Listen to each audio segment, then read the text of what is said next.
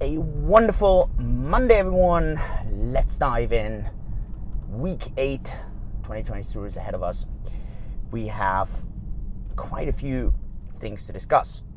We're going to do a bit of a mix of reflection last week, forecast, week 8. We have 9 things I'm watching with my CEO hat, Cake DeFi on, obviously as a personal investor. Always kind of putting in a little bit of a personal touch on various things. Valentine's was last week. I hope you had a good day with your better half. For me, we went for a musical in Singapore.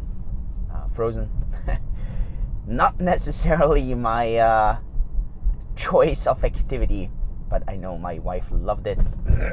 So, being the good husband I am, really spent some quality time there. What other things happened? Well, actually, a lot of things tie straight in to this week. I think let's start with an uneventful kind of reflection. The entire balloon story, the entire kind of Dan story, do anything now on Wednesday crash, all that kind of dissipated. For me, that's kind of things I'm watching. Number one, I think a lot of the media, AI, a lot of that is kind of losing its teeth, and people are going to come to their reality for that. So, you always hear more of that, see more of that. A lot of it is just clicks and headlines, and we just have to come to terms with that. Number 2, and now it gets juicy. Tuesday, we did have U.S. Senate hearing around crypto regulation, and it was not necessarily that hearing, even at that hearing it was very clear how regulators, specifically in the U.S., really want to bulk down on crypto, kind of separate crypto from banking. But and I think that's really gonna actually escalate even more aggressively. We've seen from the SEC such a hostile stance towards crypto, starting with Crackdown, going after BUSD, going after Terra Luna. I think, for example, going after Terra Luna is absolutely justified, even though probably way too late.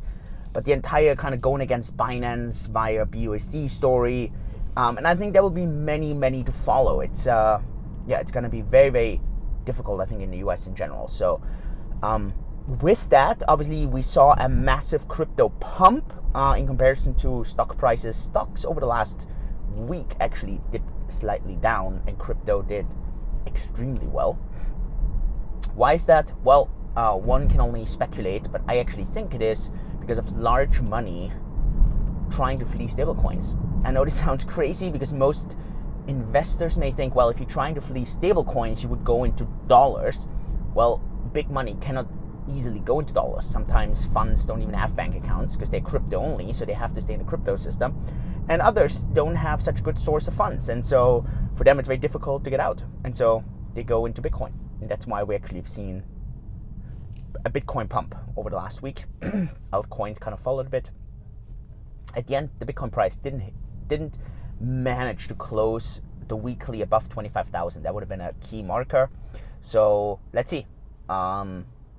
Let's see how this is going to continue. I talked about it at the beginning of February. I had this meetup in Singapore together with you.This, and we talked about how crypto regulation is going to haunt us, sometimes to the good, but mostly to the bad in 2023, because I think there's going to be a lot of over-regulation. It's going to make it tough, I think, in general for the industry. So let's see. I think that's going to be tough. So I think it's going to be an important one. And it's something I'm going to keep a very close eye on, because I think that's going to be crucial. That brings me to number 3. Number 3 is actually today, Monday, US banking holiday, so not much happening. But we should be on Tuesday. We should be seeing Walmart and Home Depot earnings. And I know there's not much with the earnings left. We had discussed this last week already. But we're going to be seeing the true sentiment here for the consumer. Now, I know last week we had CPI 6.4, slightly higher than expected, and the market actually didn't react all too much. And that was surprising for many. But as mentioned, I think the Fed, I think CPI numbers, a lot of that doesn't have as much grip anymore as it used to in 2022. And now we're really going to look into the fundamental kind of data. In the email that I send out once or twice a week, I also send out about the unemployment and so on. And I talked about how a lot of these numbers are really kind of masking in what is really going on, the true confidence, and I think the true sentiment. And I think these companies are going to do a way better job there in kind of showing that. And so that actually brings me to number 4 that I'm watching, and that is, or is this 5 now? No, 4. That is the entire no lending kind of concept. It's something that gets thrown around now, and at the end, it's nothing else than a rewording of the concept of stagflation, meaning inflation is not coming down; it's going to be galloping up and down, and at the same time, there's going to be stimulus, no stimulus, depression, and so on. And this no lending concept is a very scary one. I don't think it's a positive one. It's a term that's being thrown around now, so let's see, fingers crossed, we actually see a soft landing, which would mean slight recession, no like hard landing where like there's a total wipeout and like there's real blood on the streets. Here, this is really, we're gonna suffer for maybe 2-3 quarters, but it's like with a light at the end of the tunnel. So Number 5, Wednesday. We are going to go into the Fed meeting minutes. I think there's going to be attention on it, but I don't think there's much to react to it. In my opinion, the reaction is going to be more, they always come out 3 weeks after the actual meeting. And I do think that it's going to show not much different than what Jay Powell kind of discussed. They're probably going to look into raising 1 or 2 times this year, probably 2 times the way the economy is doing right now. And they're going to try to get inflation down, and they're going to do it aggressively. At the end, a core rule is if you want to get inflation down, you need to get interest rates higher than inflation. At the moment, 6.4 versus close to 5%, 4 point something. So inflation needs to go down below that, and then we're actually going to see an aggressive hit. Now, don't forget, a lot of the inflation numbers always take time because they're always kind of retrospective for the last 12 months. So this really can take time until this inflation is actually shown, even though people are feeling it already. Thursday, this is number 6. We have China. COVID numbers from China with Alibaba. For all of us that are invested in China, now obviously me being in Singapore, I have this kind of perfect place between China and the US, Europe. I think it's a really good kind of neutral ground for all that. And obviously I'm also invested in China. I am not 100% sure how well China is going to do over the next decades, just because of its aging population. For the first time, China had a shrinking population. This is absolutely shocking. So there's something to really watch out for. But I do think in the midterm, there's a huge potential there. Also maybe with the rotation trade, doing a short India, long China, this kind of concept could work really well. So let's see. And then Friday, we're going to see number 7, real estate. We're going to see housing data from the US. And I had shared this so often. Housing data in the US is really a key kind of number. It's a very dangerous number. If we see any kind of true pain there, this is when people really are struggling. Now remember, the Fed will change its tune if there's either a total collapse, housing could be part of that, if inflation comes down, or if there's issues with the bond market. We're not seeing any issues with the bond market.